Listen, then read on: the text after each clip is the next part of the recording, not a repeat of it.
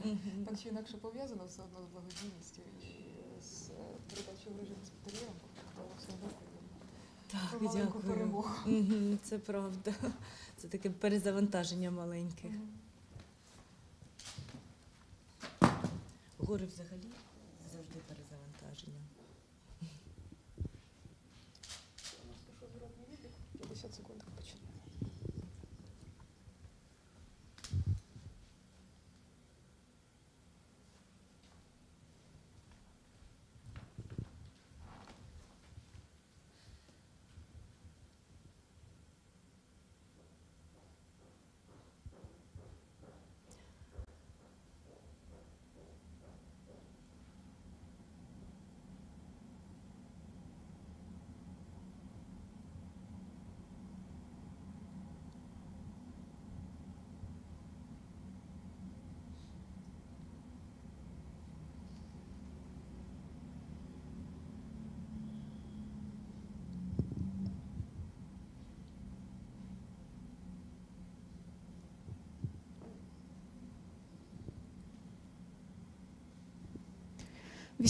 жовтня працює медіа-центр Україна Укрінформ. It's October 18. Ukraine Media Center Ukrinform starts its operation. My name is Svetlana Cheparenko. Today we start with a very pleasant press conference. Why pleasant? Because it's always pleasure for me to read news like a Ukrainian was the first in history too. And now I want to introduce Antonina Samoilova, the first Ukrainian climber to summit the Manaslu peak in Himalaya. It's eighth tallest mountain in the world. Before that, this record was only achieved by men, and Antonina became the first Ukrainian woman to ever do it. So it was not only a record for Antonina and for our country, but it's also a charitable mission that we are about to talk about shortly. So, Miss Antonina, it's our pleasure to have you at Media Center. Miss Antonina, please tell us how come previously only men made it to the top of this mountain? Why is it so difficult? Well, honestly, when I summited that peak and then I went back to Kathmandu, I found out that I was the first Ukrainian woman to ever do it. I knew that Ukrainians did it before, but I was the first woman to ever do it.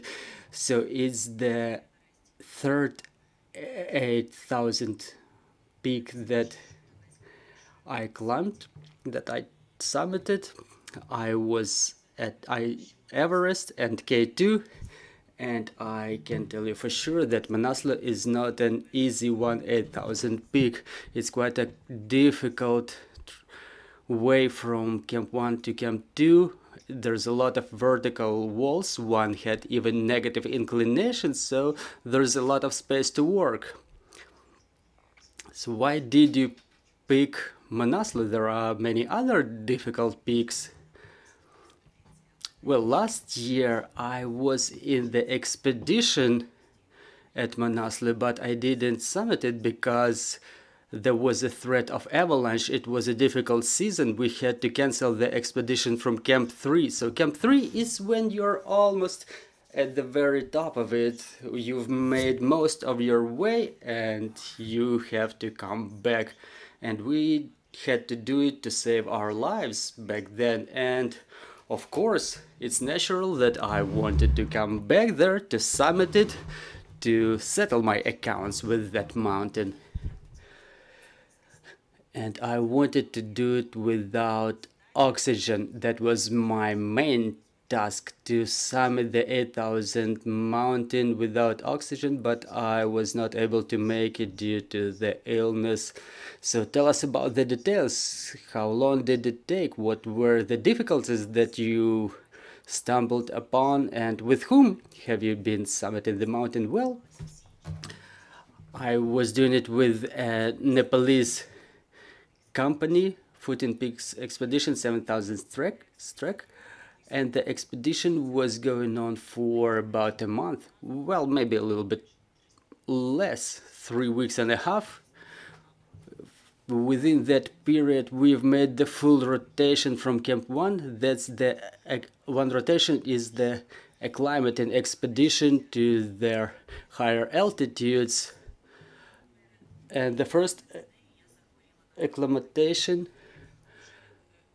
we've made within the first month, or sorry, within the first week. And after that, I got sick and I had to use antibiotics. Then we had to go back to the base camp to take a little rest. And what happened next? I've had some rest for 3 days, and then at the altitude of 6,200 I started having fever. I had a very slow pace with which you cannot get to this altitude without oxygen. I felt my hands trembling. I felt like a person having a very difficult flu. I was fighting, I was struggling for about 2 hours, and then I've taken the decision that I will have to do it with oxygen if I make it to Camp 2, Camp 3 in a condition like that. So I've taken that decision. We made it to the Camp 2 somehow. I've spent a night there. I felt a little bit relieved, but then the ascent, I was doing it with oxygen, and then we went without oxygen from Camp 2 to Camp 3 at the altitude of about 6,900, and then from Camp 3 to the top I was making it with oxygen already. So why is it that the climbers said with oxygen or without oxygen? Why would you choose to climb a mountain without oxygen? Well, you know, specifically in case of Everest, since it's almost 9,000, it's a kind of record, but now I've come to a conclusion that there are no positive sides. It's just a challenge for yourself, and probably to demonstrate to the world and to humanity in general that the limits of a human body, well, they are endless, and for the body, for your health, for your appearance, there are no advantages, because you know, if you climb up without oxygen, you cannot see anything around, you don't want anything. I was seeing people attempting to climb up Everest without oxygen, and those who were trying to climb up Manaslu without oxygen, like one very good friend of mine from Australia, but she has a great mission. She wants to climb up all 14 8,000 meters mountains without oxygen. And you know, I've seen people who were at the altitude like 300 to 400 meters below the top. Well, they were looking like zombies. We outraced them, and then on our way back we met them again. Well, you know, they look like people who just don't understand what they're doing. They look lost. But for me, my personal conclusion is that I don't want to make any similar attempts anymore, because first of all, I want to live. Second, I like enjoying something like you know, as you get to the very top, you have to come to your senses to look around, to see all this beauty. For example, in Everest, both times that I was climbing up, we spent 1 hour. Every time we spent 1 hour at the very top. You know, you see something, you have memories of those places. But when you do it without oxygen, it all just passes by you. You're just struggling for your life. And basically a lot of people don't even make it. A lot of people perish during ascents without oxygen. So this is the reason why you decided to make the gala dinner, to help the hospitaliers to procure the oxygen equipment. Yes, on the 24th of October, I organized a charitable gala dinner at Veranda Restaurant on Dnipro. there will be an auction, and all the proceeds from the auctions and from the tickets will be forwarded to hospitaliers, for oxygen concentrators, for the military, for our wounded warriors, to save their lives. And I call my dinner Oxygen Equals Life, because in the mountains you understand it. You understand that oxygen can change everything in case you stumble upon any problem. And I've seen certain symbolism in that. So I would like to raise as much funds as possible, because the more oxygen concentrators, the more saved lives of our warriors. Over there at the top, even regardless the absence of oxygen, even in this condition of struggling for your life, have you felt any pride for yourself, for Ukraine? Well, obviously, yeah, when you come away that long, when you achieve the very summit, you feel pride about your strength, that you were able to make it. You realize that an extremely difficult task is accomplished. You've taken a lot of effort, and you know, people say that the most valuable result is the one that was achieved through a lot of effort. And in case of 8,000 meters high mountain, this is when you feel it. It's very symbolic. Specifically now, you know, I'm having these thoughts that within the last 2 years, I haven't seen any single Russian three-colored banner in the mountains.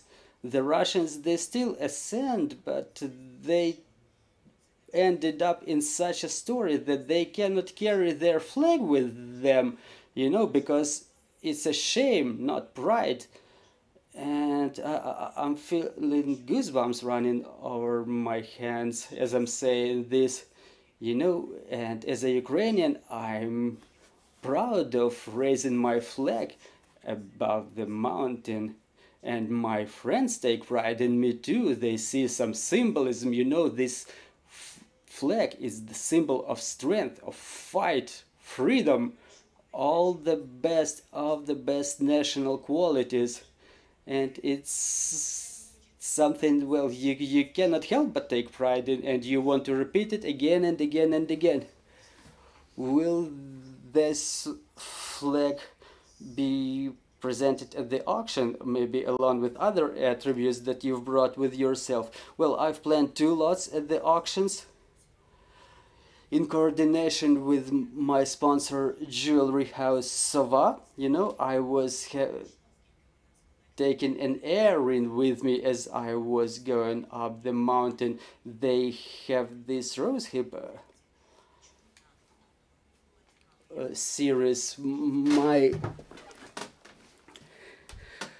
colleagues, other climbers, they were asking me why specifically this Gelder rose, because I was saying it's our national symbol, it's our national tree. And also there will be a picture. I was fond of drawing. Before that, I was climbing up Kilimanjaro. That was the first mountain I climbed up. And after I descended, I've drawn a picture of it. Also, I was thinking about making that flag a lot on the auction. We had a Ukrainian flag and also a flag of United 24, so I will give that flag back to them. They will have their auction, and our flag is with me in Kiev, and probably I will bring it up to the auction too. Thank you very much, Antonina. I will give the journalists an opportunity to ask their questions, please. Good afternoon. Fakti newspaper.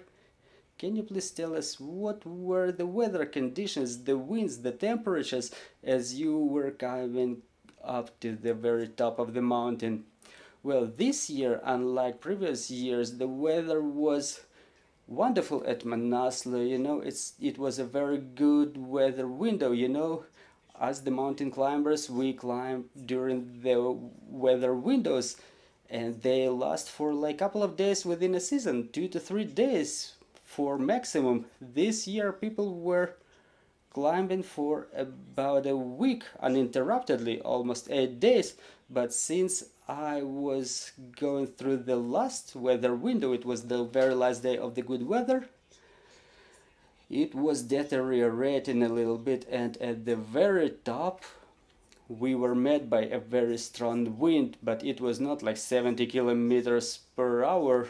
But based on my experience, I can tell that there were bursts at about 40 kilometers per hour. That's a very strong wind, but yeah, I mean, it felt normal, cold, but still normal, and very sunny. So basically I can say that this year the weather was good. Well, comparing to the last year, when there was 40 centimeters of snow on a daily basis per one day, and the bigger the altitude, you know, the more the snow, you have to clean your tent every morning as you wake up. So this year it was wonderful, I could say. I think that the temperature was about minus 35 at the very top, but again, it depends on the wind. As there is a burst of wind, it falls to minus 45. As the wind comes down, maybe it raises up to minus 30, below zero. Well, as I was wearing an oxygen mask, it covers almost all of your face, like this. And I had the oxygen bottle on my neck, and I had a big hood. And as we were ascending, the strongest wind was near Camp 4.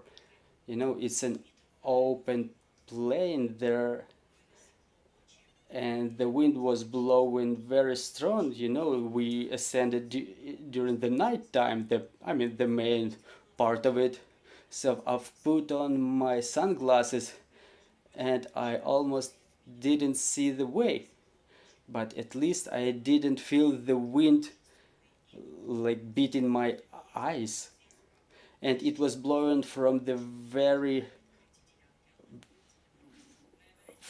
very right. You know, in Everest I suffered the most this year. And can you please tell us what was the weight of your backpack as you were coming to the very top? Well, on that last section, I think it was 7 kilograms. 5 kilograms.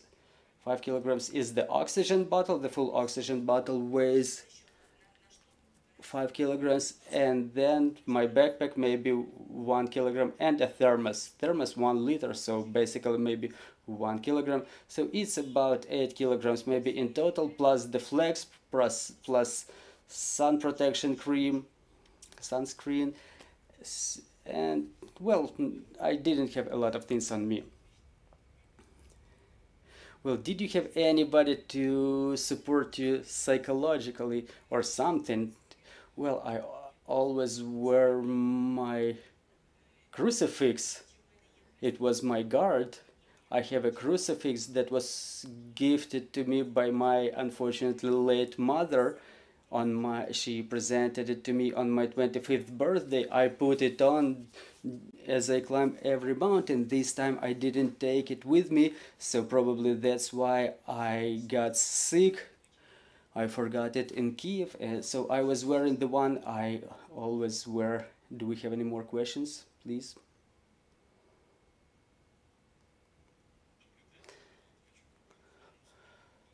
Good morning, Vitaly Tkachuk, Ukrinform. Can you please tell us how important is the oxygen for the mountain climbers, since it's the main topic of our today's press conference? And what would you compare it with, I mean, the oxygen hunger, oxygen deprivation, as you ascend higher and higher? And how important is the adaptation even for the mountain climbers? I understand that not even for the simple people who don't know how to act there. And also you've mentioned that you got sick with arthritis. It complicates the story with the oxygen even more, because if you have arthritis, it's difficult to make it even down here. Well, you know, oxygen is everything in the mountains. It completely decides for you whether you are freezing or not. It's something that you depend on all the time. For a mountain climber at the altitude of 6,500 meters, you feel it difficult without oxygen. For regular people, it's at the altitude of 5 meters that you start feeling real bad. But theoretically, if I get to the base camp at the altitude of 5,000 meters, so if a helicopter brings me there without oxygen, I will faint right away. It's a mountain sickness. We call it mountain sickness. And I could compare it to a very strong hangover, when you cannot even stand up, when your head is aching so bad that it's about to burst. You know, it's the pressure fluctuations that influence the pressure inside of your body. And I compare it to a watermelon that is about to explode. You know, the pressure is rising, it starts building up inside of your head, so it's called haze. It's a condition that frequently results in death. Obviously, the risk of it is higher the higher is the altitude, but it can happen to anybody at any relatively high altitude. And in that case, there are two conditions, the most dangerous conditions in the mountains. First is haze, it's the brain swelling, and haze is the swelling of lungs. And the doctor told me this time that swelling lungs is a condition even more perilous than swelling brain. So in that case, a person may have only 1 day to go down to get back to a hospital. If they spend 2 days in this condition at certain altitude without any procedures, well, one can just die. In case of haze, you have a little bit more days. You may inject dexamethasone. It's a hormone that decreases the swelling, and thus you get more chances to survive. Well, basically oxygen decides everything.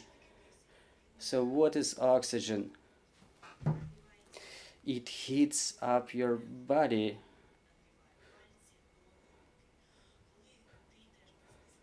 When you go without oxygen, the brain sends the signal to the body, like, I'm saving you, but I'm not saving your hands, your fingers, your legs. So the blood keeps circulating, but the peripheral blood circulation switches off, and people start getting cold sores and frostbites. So getting a frostbite with a mask is way more difficult than without a mask. So how do you solve it before you ascend? How do you heat up your limbs? Well, there are methods, there are some techniques that I've developed for myself, like something that helps me personally, and there are some universal methods that are useful for any people, for like soldiers and any other ones who are freezing in winter. You have to wave your hands or legs at high amplitude, and sometimes, you know, when you're freezing so bad that you don't feel your fingers, you have to strike them against something, like, you know, a rock or a hard snow, frozen hard snow. You have to beat them against this, your fingers against this hard snow, so that the blood flows back there. And for the legs, it's when I stretch the back surface of my legs. I don't know how it happens, but the blood gets back to those muscles and improves the circulation. And there was also a question about arthritis. How did it complicate things? Well, you know, first of all, is the inflammation. It's a fever of a type, so it did complicate my ascent. The body is weak, but since I was ascending Everest, being sick with COVID, well, it seems like you're making a collection of sick ascents. Well, first time I was climbing Everest, it was extremely easy, but second time it was extremely difficult due to COVID. Thank you very much. We have more questions. Hi, how are you going? Hi. I've worked on the front lines on and off for 9 years as a medic, so I know the importance of oxygen, medical supplies, so I know what's needed. I've just been to Zaporizhzhia, and there's a distinct lack of oxygen, portable oxygen for the soldiers. When did you become aware of this issue, and who alerted you that the importance of oxygen supplies to on the front line? Thank you for the question. I have the manager who is working with me. She's from Dnipro, and she's not only my manager, but also the manager of the fund, Dobrodi. And that's how actually I got known from her, from this girl from Dnipro. Her name is Ludmila, and she told me that actually they have the need of these oxygen concentrators on the front line because they work with hospitaliers and as a fund. So that's how I knew. By the way, my dad now, he's in the front line and he's in Zaporizhzhia region actually. Sorry? I might have seen him because I do a lot of work on front lines. So. Really, yeah. And I don't think you saw him because he just went there after rotation 2 days ago. So they sent him there, yeah, after rotation. Yeah, so hopefully everything will be fine, and we'll raise as much funds as we can to buy as many concentrators as we can. Дякую. Антоніна, ви ж розумієте, що тепер до вас як Antonina, you understand that now the requirements to you from the society will be higher because you are a mountain climber who ascended Everest twice. So what's on for you? What's next? Well, I definitely want to climb another 8,000 meters peak. Probably Lukhodze is the closest mountain to Everest, so they have the same way to the Camp 3, and is considered to be a super or a mega 8,000, so it's more than 8,500 meters tall. So I would like to climb it, and from the top of Lukhodze to watch Everest from there, because I was looking in the opposite direction twice. It's very beautiful, it's real classy, but from my friends who were climbing up Lukhodze, they said that on the night as you're ascending Lukhodze, you see the chain of lights, the people who are ascending the very top of Everest. This is something that I would like to see. Well, I wish all your plans come true, and I wish you to gather the most funds possible during your gala dinner to save the lives of our warriors. Thank you very much. We will continue at 1400. We will talk to Natalia Gomanyuk, the head of the United Coordinating Press Center of the Defense Forces of the South of Ukraine. Thank you for staying tuned.